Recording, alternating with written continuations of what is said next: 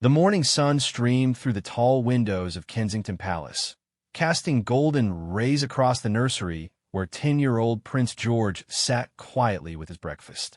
Catherine, the Princess of Wales, paused in the doorway, her breath catching slightly as she watched her eldest son.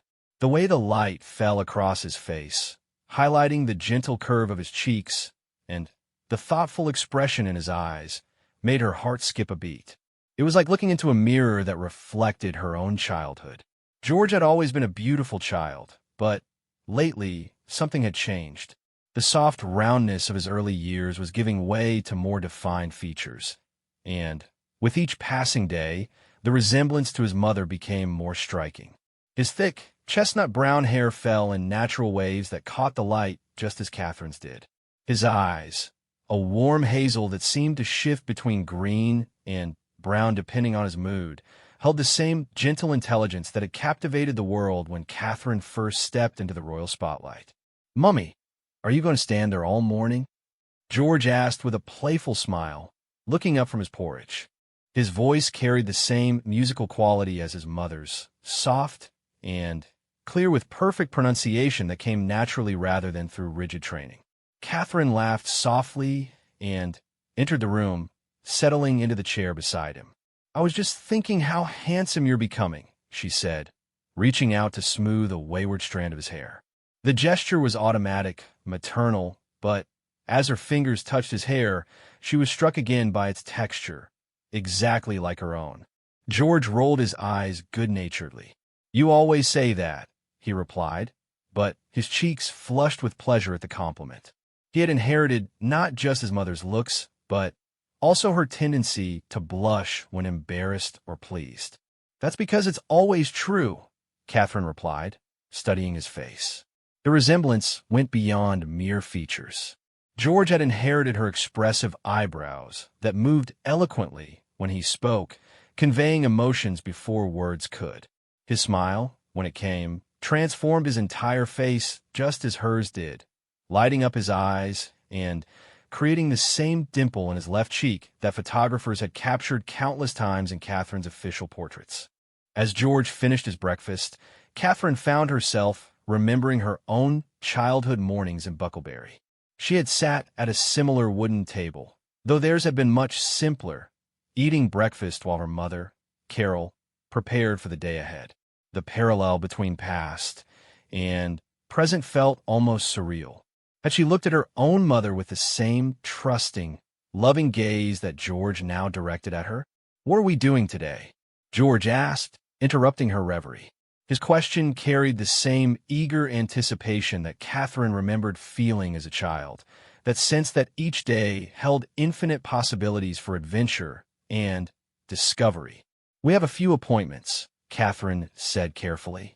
She had learned to be diplomatic about royal duties when speaking with her children, not wanting to burden them with the weight of their future responsibilities too early.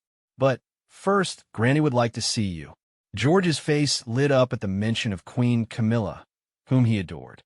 But Catherine was thinking of another grandmother, Queen Elizabeth II, who had passed away 2 years earlier, but whose presence still seemed to linger in the palace corridors. The late Queen had been one of the first to comment on George's resemblance to Catherine, noting it with the same quiet observation that had made her such an astute judge of character throughout her long reign. "She looks at him the way she once looked at herself in photographs," the Queen had confided to Catherine during one of their private tea sessions. "It's remarkable how genetics can skip and weave through generations, but sometimes they create something quite extraordinary." At the time, Catherine had smiled politely, thinking it was simply a grandmother's fond observation. But as George grew, the resemblance became impossible to ignore. Palace staff began to comment on it, always respectfully and with obvious affection, but the frequency of their observations made Catherine realize that others were seeing what she was only beginning to understand. The royal protection officers, typically trained to maintain professional distance, couldn't help but smile when George walked past. "He's got his mother's way of walking," one had mentioned to another, not realizing Catherine was within earshot. That same graceful confidence, even at his age. It wasn't just physical resemblance that people noticed. George had inherited Catherine's natural empathy and her ability to put others at ease. During family gatherings, he would seek out the quieter cousins, drawing them into games with the same inclusive warmth that had made Catherine beloved by the British public. He had her gift for remembering small details about people's lives and asking thoughtful questions that showed he truly listened. The morning progressed with the usual routine of getting ready for royal duties. Catherine watched as George carefully combed his hair, his small hands mimicking the precise movements he had observed her make countless times. Even his posture while grooming himself reflected hers, straight-backed but relaxed, with an unconscious grace that spoke of good breeding and natural confidence. "Mummy, do I look like you?" George asked suddenly, catching sight of their reflection in the tall mirror that dominated one wall of his room. The question was innocent, born of curiosity rather than vanity, but it struck Catherine with unexpected force. "What do you think?" she asked gently, moving to stand behind him, so they were both visible in the mirror. George studied their reflection seriously, his head tilted slightly to one side in concentration. Another gesture that was pure Catherine. "I think maybe a little," he said finally. "We have the same eyes, I think. And Charlotte says I smile like you do." Catherine's heart swelled with emotion. Her daughter Charlotte, now 8 years old, had indeed made that observation several times, usually with the matter-of-fact directness that characterized her personality. "George smiles just like Mummy," Charlotte would announce to anyone who would listen. "It makes his whole face happy." The resemblance had practical implications beyond mere family observations. When Catherine looked at official photographs taken during public engagements, she could see her own childhood self reflected in George's expressions. The way he ducked his head shyly when meeting new people, then looked up through his lashes with a tentative smile, was exactly how she had behaved as a young girl. The habit of clasping his hands behind his back when walking in formal situations mirrored her own unconscious gesture during her early days as a royal. Palace photographers had begun to notice it too. During official family portraits, they would position George near Catherine, knowing that their similar profiles and expressions would create striking visual harmony. The resemblance added an extra layer of poignancy to family photographs, suggesting not just the bond between mother and son, but the continuation of something deeper, a genetic legacy that transcended mere appearance. "Your Highness," came a soft voice from the doorway. It was Sarah, one of Catherine's longest-serving ladies-in-waiting, whose discretion and loyalty had made her privy to many private family moments. "The Queen Consort is ready to receive Prince George." Catherine nodded, but noticed how Sarah's eyes lingered on George with obvious fondness. The palace staff had watched George grow from infancy, and their affection for him was genuine and deep. They treated him with the respect due his position, but also with the warmth reserved for a beloved child who had grown up before their eyes. As they made their way through the palace corridors, Catherine was acutely aware of the portraits lining the walls. Generations of royal faces looked down at them, each carrying the genetic legacy of their bloodline in different ways. But looking at George walking beside her, Catherine realized that sometimes that legacy manifested in ways that transcended royal breeding. Her son carried not just the Windsor genes, but something of her own family's warmth and groundedness. "Mummy," George said as they approached Queen Camilla's private sitting room, "when I grow up, will I still look like you?" The question was so innocent, so trusting, that Catherine had to pause for a moment to collect herself. "I think you'll always have a bit of me in you," she said finally, "just like I have a bit of my mother in me, and she has a bit of her mother in her. That's how families work." George nodded solemnly, as if filing away this piece of wisdom for future reference. His ability to absorb and process emotional concepts with such maturity was another trait he had inherited from Catherine. That combination of intellectual curiosity and emotional intelligence that had served her so well in her royal role. The door to Queen Camilla's sitting room opened, and George immediately brightened. His relationship with his step-grandmother was warm and uncomplicated, built on shared jokes and genuine affection. As he ran forward to greet her, Catherine remained in the doorway for a moment, watching the interaction. "My goodness, George," Queen Camilla said, embracing him warmly. "You grow more handsome every time I see you. And more like your mother, too, if that's possible."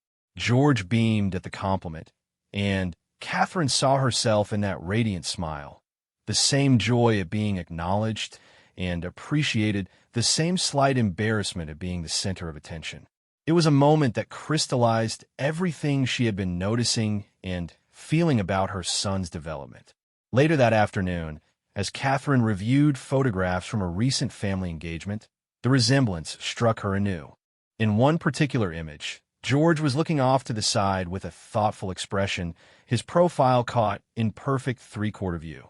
The photographer had captured something indefinable but unmistakable, not just physical similarity, but, in essence, a quality of being that connected mother and son across the years.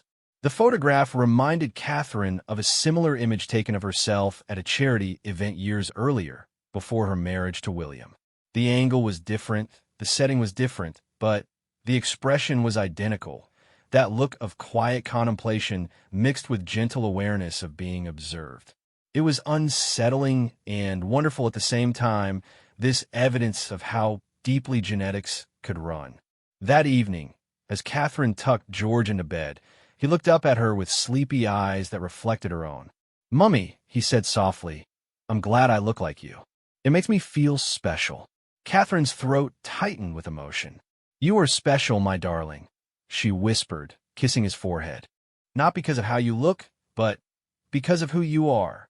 But as she turned off the lights and left his room, Catherine couldn't help but think that perhaps the resemblance was more than just coincidence. Perhaps it was nature's way of ensuring continuity, of binding generations together with visible threads that spoke of love and legacy and the mysterious ways that families echo through time. The palace settled into its evening quiet around them, but Catherine found herself unable to sleep. She stood at her bedroom window, looking out over the gardens where George would play tomorrow, and wondered what the future held for her remarkable son. Would the resemblance continue to strengthen as he grew? Would people always see her when they looked at him? And what would that mean for his own identity, his own path through life? These were questions without answers, but Catherine realized that perhaps the answers weren't important. What mattered was the love that connected them, the bond that went deeper than appearance, and would sustain them both through whatever challenges lay ahead. In George's face, she saw not just her own features reflected back at her, but hope for the future and proof of the enduring power of family love.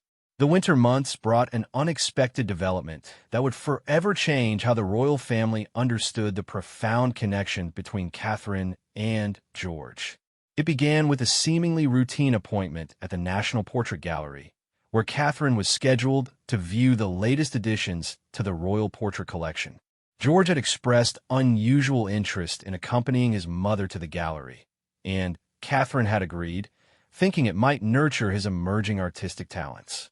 As they walked through the corridors lined with centuries of royal portraiture, George studied each painting with the same intense focus Catherine remembered applying to art during her own childhood visits to galleries with her parents.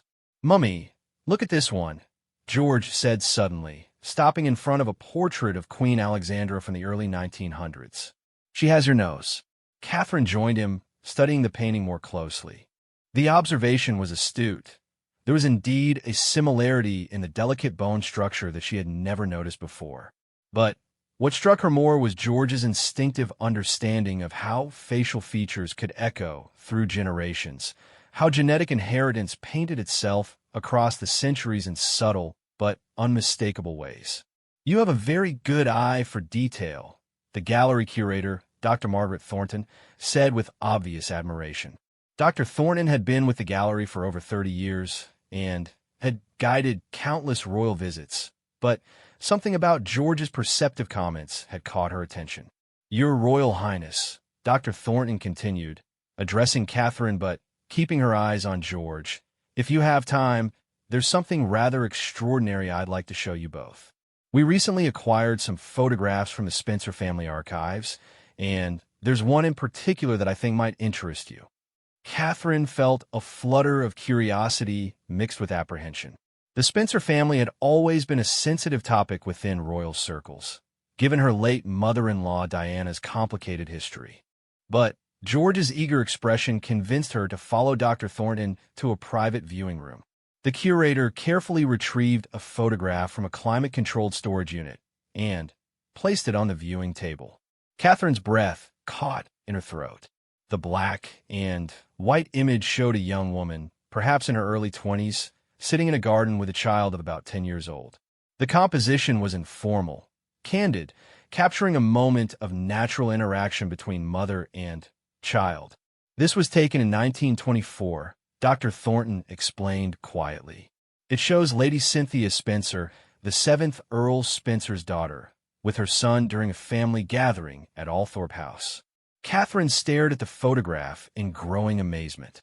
The woman in the image bore a striking resemblance to her own features, the same delicate jawline, the same expressive eyes, the same way of holding her head with unconscious elegance. But it was the child who made her heart race. The boy in the photograph could have been George's twin. Every feature, every gesture, every nuance of expression was eerily familiar. "The resemblance is quite remarkable, isn't it?" Dr. Thornton said softly. "When I first saw this photograph, I was convinced someone had somehow aged a modern photograph of you and Prince George. The genetic echoes are extraordinary." George moved closer to examine the photograph, his young face serious with concentration. "Mummy," he said slowly, "that little boy looks exactly like me. But how is that possible?" Catherine felt emotion rising in her throat as she struggled to find words to explain what they were seeing. The photograph was evidence of something that went beyond ordinary family resemblance. It suggested that the connection between her and George tapped into deeper genetic currents, patterns that had been flowing through aristocratic bloodlines for centuries. "Sometimes," Catherine said carefully, "families carry certain traits that can appear again after many generations. It's like nature's way of creating connections across time." But privately, she was grappling with the profound implications of what they were seeing. The photograph suggested that George's resemblance to her was part of a larger pattern, a genetic inheritance that connected them to generations of their ancestors in ways that modern science was only beginning to understand. Dr. Thornton seemed to sense the emotional weight of the moment. "There are several other photographs in the collection that show similar patterns," she said gently. "Genetic inheritance in aristocratic families often creates these kinds of echoes. It's quite common to see the same bone structure, the same expressions, repeating across centuries." On the drive home, George was unusually quiet, staring out the window with the same contemplative expression Catherine had seen in the antique photograph. Finally, he broke the silence. "Mummy, do you think that means I'm connected to all those people from long ago? Like really connected?" Catherine considered her response carefully. "I think it means you're part of something bigger than just our immediate family. You carry the history of many people who came before you, and someday you'll pass that history on to your own children." The conversation seemed to unlock something in George's understanding of himself and his place in the world. Over the following weeks, Catherine noticed subtle changes in how he carried himself. There was a new sense of dignity in his posture, not born of arrogance, but of an awareness that he was part of a continuum that stretched back through centuries. The changes were most evident during family gatherings at Windsor Castle, where George would study the portraits lining the walls with new understanding. He began asking thoughtful questions about his ancestors, not just their positions and titles, but their personalities and challenges. Catherine realized that seeing his own features reflected in that historical photograph had given him a tangible connection to the past that abstract family trees could never provide. "He's becoming more confident," William observed one evening as they watched George leading his younger siblings in an elaborate game of hide and seek through the palace corridors. There's something different about how he moves, how he speaks to people. Catherine knew exactly what William meant. George was developing the kind of natural authority that couldn't be taught or forced. It was emerging from within, supported by his new understanding of his place in the family legacy.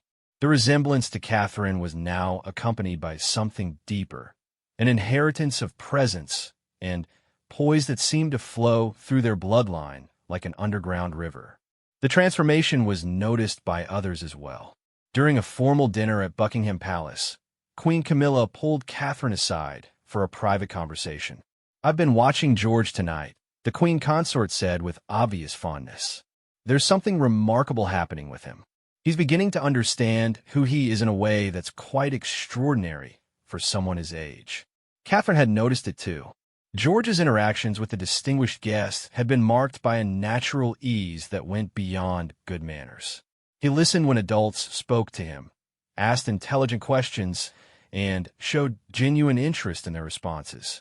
His resemblance to Catherine was now complemented by an emerging personality that seemed to draw from the best qualities of generations of their ancestors. The most striking example came during a charity event at the Foundling Museum, where Catherine was serving as patron. George had asked to accompany her, expressing interest in learning more about the historical work of caring for abandoned children. As they toured the museum, Catherine watched her son absorb the stories of hardship and resilience with the same emotional depth she brought to such visits. When they encountered a group of contemporary children who were benefiting from the museum's educational programs, George's interaction with them was revelatory. He moved among them with unconscious grace, crouching down to their level, listening intently to their stories, responding with thoughtful questions that showed he truly understood their experiences. "Your son has quite a gift," the museum director confided to Catherine during a quiet moment. "The children respond to him in a way that's quite unusual. He seems to have an innate understanding of how to make them feel valued and heard." Catherine watched George helping a shy 6-year-old girl explain her drawing to the group, his patience and encouragement creating a safe space for the child to share her creativity.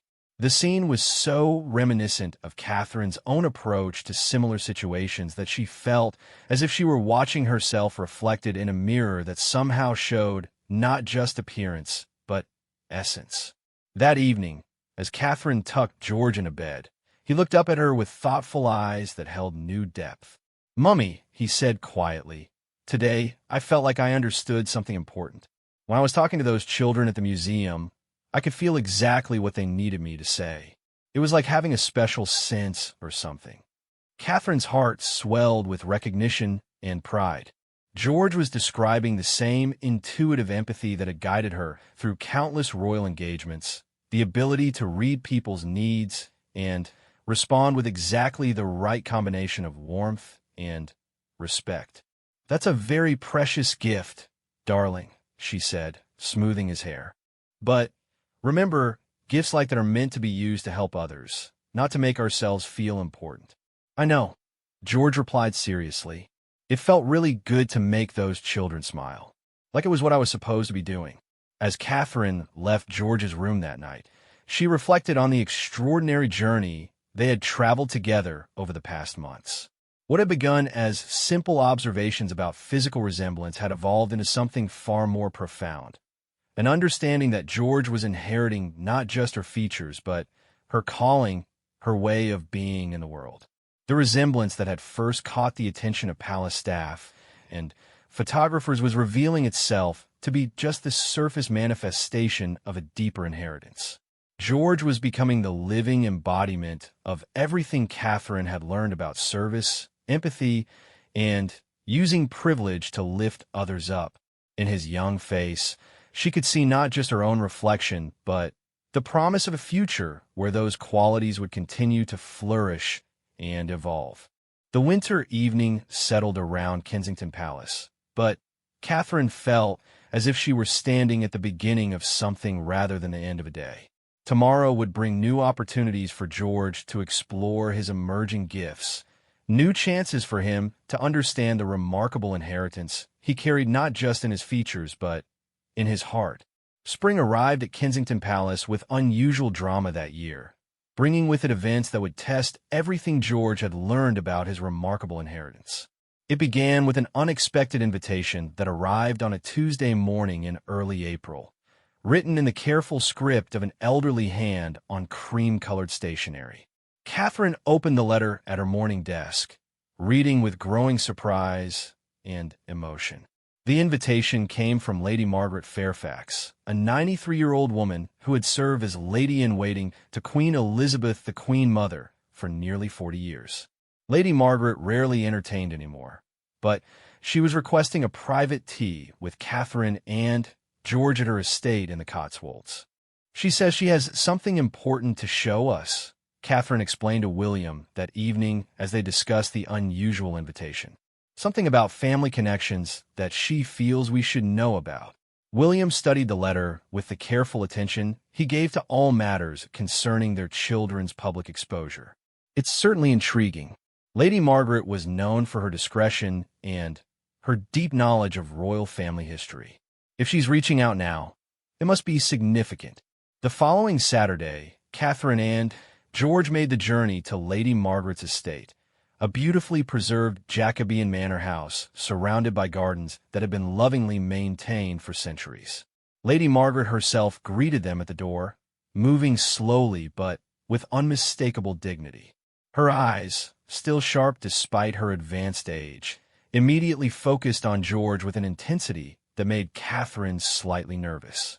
"My dear boy," Lady Margaret said softly, reaching out to touch George's cheek with a trembling hand. "You are quite remarkable. I knew I had to meet you in person to be sure, but the resemblance is even more extraordinary than I had hoped." She led them into a sitting room filled with antiques and family portraits, the kind of carefully preserved space that spoke of generations of careful stewardship.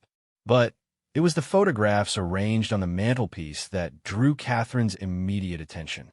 "I apologize for the mystery," Lady Margaret said, as they settled into comfortable chairs beside a crackling fire. "But at my age, one learns to be dramatic about the things that truly matter. What I wanted to share with you concerns a discovery I made while organizing my late husband's papers." She moved carefully to an antique writing desk and retrieved a leather portfolio tied with a faded ribbon. "My husband spent many years researching genealogy as a hobby, particularly the connections between aristocratic families.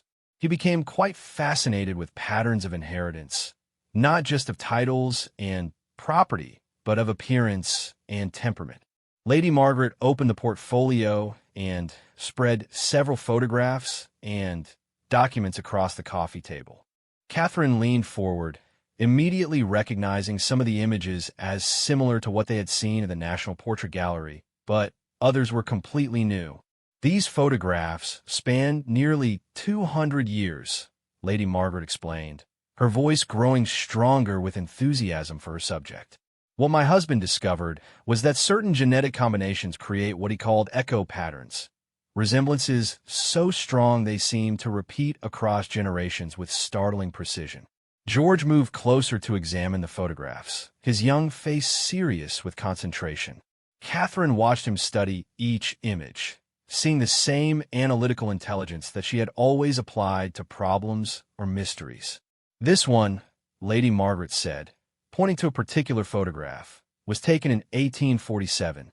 It shows Lady Eleanor Cavendish with her son at age 10. And this one, from 1923, shows her great-niece with her daughter at the same age. The resemblance between the children is quite remarkable." But it was the third photograph that made Catherine's breath catch. The image was clearer than the others, taken sometime in the 1960s, and showed a young woman with a boy of perhaps 11. The woman bore a strong resemblance to Catherine, but it was the child who made her heart race. He could have been George's identical twin. Every feature, every expression, even the way he stood beside his mother was perfectly familiar. "This photograph," Lady Margaret said quietly, "shows your husband's distant cousin, Lady Sarah Spencer, with her son Michael in 1968. The connection is quite distant. They share a great-great-grandmother with Prince William. But the genetic echo is unmistakable." George reached out to touch the photograph gently, as if he could somehow connect with the boy across the decades. "He looks exactly like me," he said with wonder, "but also like Mummy when she was young. How is that possible?" Lady Margaret smiled with the satisfaction of someone who had spent decades unraveling such mysteries. What my husband discovered was that certain families carry what he called dominant inheritance patterns.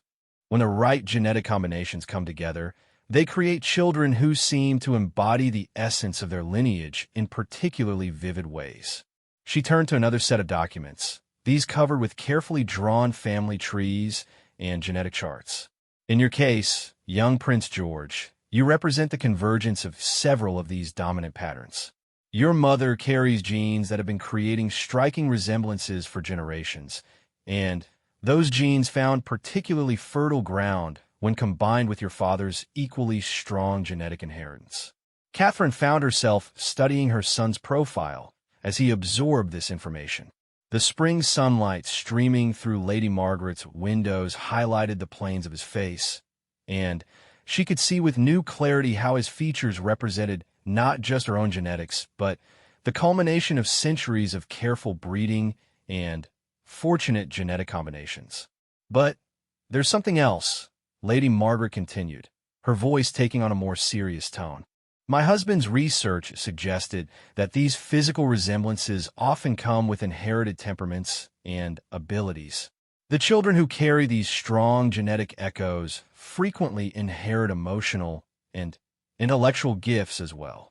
She opened another section of the portfolio, revealing letters and documents written in various hands across different time periods. These are accounts from governesses, tutors, and family friends describing the children in these photographs. The patterns are remarkable: exceptional empathy, artistic sensitivity, natural leadership abilities, and what one governess in the 1890s described as an almost supernatural ability to understand and comfort others. George looked up at his mother with new understanding dawning in his eyes. "Is that why I always know when people are sad, even when they're pretending not to be?" Catherine's throat tightened with emotion. "I think it might be, darling." Lady Margaret's research suggests that sometimes we inherit much more than just how we look. The afternoon continued with Lady Margaret sharing story after story from her research, each account adding another layer to the picture of genetic inheritance that went far beyond mere appearance. George listened with growing fascination, occasionally asking questions that demonstrated his mature understanding of what they were learning.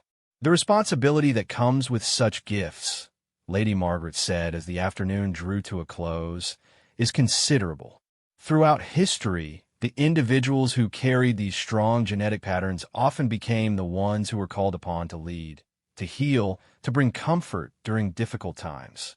On the drive home, George was unusually quiet, processing everything they had learned.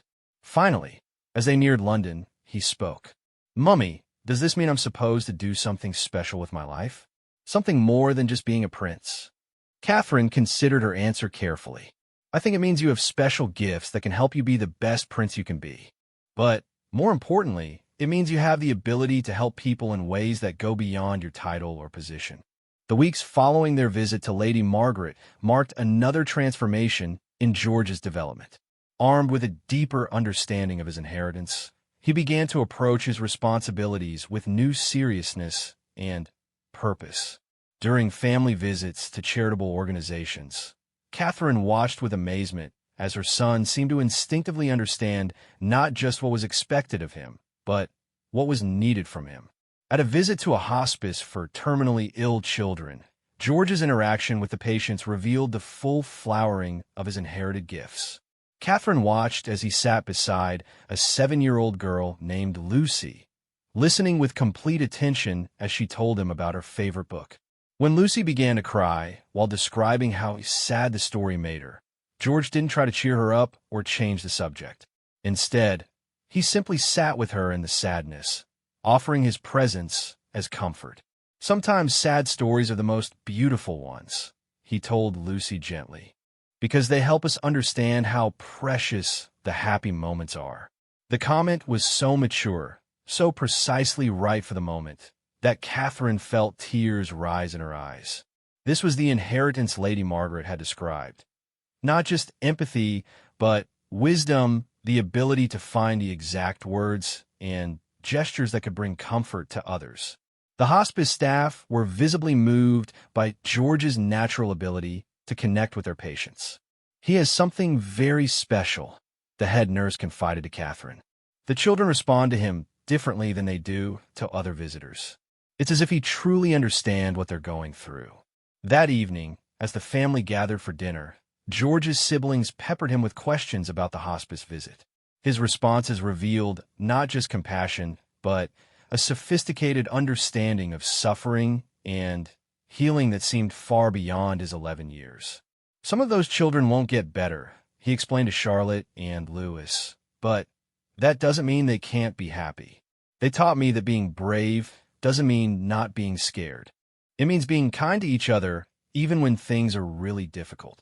William caught Catherine's eye across the table, and she saw in his expression the same amazement she was feeling. Their son was not just inheriting physical traits and emotional sensitivity. He was developing a wisdom and depth of character that suggested he might indeed be destined for something extraordinary. As spring turned to summer, the resemblance between Catherine and George continued to strengthen, but now it was accompanied by a growing understanding of what that resemblance truly meant. Palace staff, family friends, and even casual observers began to comment not just on how much George looked like his mother, but on how he seemed to embody her best qualities in concentrated form. "It's quite remarkable," Queen Camilla observed during a family gathering at Balmoral. "George carries himself with Catherine's grace, shows her empathy, and seems to have inherited her gift for making everyone feel valued and understood. But there's something more in him, too, a depth that suggests he understands his role in ways that are quite unusual for someone his age." The summer brought opportunities for George to test his growing understanding of his inheritance.